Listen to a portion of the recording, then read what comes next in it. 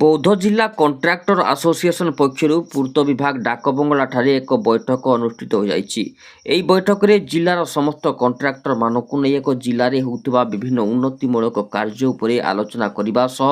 बाहर कंट्राक्टर जिले में आसी टेंडर माध्यम काम को हाते नौचंती, जहा फल एठिकार कंट्राक्टर कामधंदा अभाव हाथ बांधी बसुची एवं किसी कंट्राक्टर टिका काम छाड़ी अन्य पंथा आपणेलेनी ताकू दृष्टि आगे रखी बौद्ध जिला कंट्राक्टर एसोसिएशन समस्त कंट्राक्टर मिसी एही निष्पत्ति नैथिबा सूचना रही। बौद्ध जिला कंट्राक्टर संघ दीर्घ दिन धरी बहुत असुविधार कंट्राक्टर संघ गति करुले, जहाँकि संघ एक निष्पत्ति नाला जे बौद्ध जिला कंट्राक्टर भाई मान दुरवस्था दूर करने एक संघ गठित करागला। से संघर मुख्य उद्देश्य है बौद्ध रे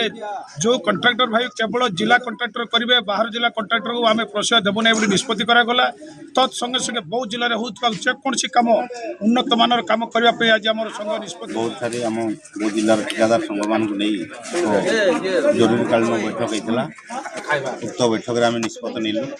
शह शह ठेकेदार मान अवस्था आज जो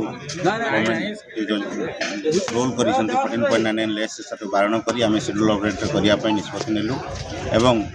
बाह्य जिलार ठेकेदार भाई मान को आम अनुरोध करूँ से आम जिले में हमको साहाय्य करूँ और आम जिलार कौन कम को हस्तक्षेप करूँ ना टेंडर पकातु ना आदि पकाउं यही संघता निष्पत्ति नेब आम आपण निहाती भाव में संघ विरोध में काम करने प्रस्तुत अच्छा आपण टेंडर पकातु एवं समस्त ठेकेदार ये निष्पत्ति नेलु जे एणु एणिक जहाँ कम हम आम बौद्ध जिला ठेकेदार ही पकेबे और शेड्यूल ऑफ रेट पकाइबा एक 14 जनिया कमिटी गठन करागला। उक्त कमिटर लक्ष्य है आमर बौद्ध जिले में होता उन्नतिमूलक कामर सठिक मान पाटा को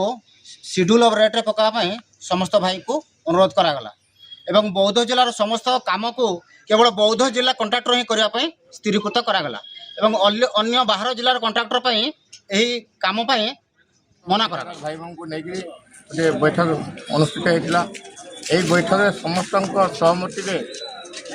राज्य सरकार को ठिका आमती सुरसुर भलसे हम भल मान रहा दृष्टि रखिक आज समस्त भाई मैंने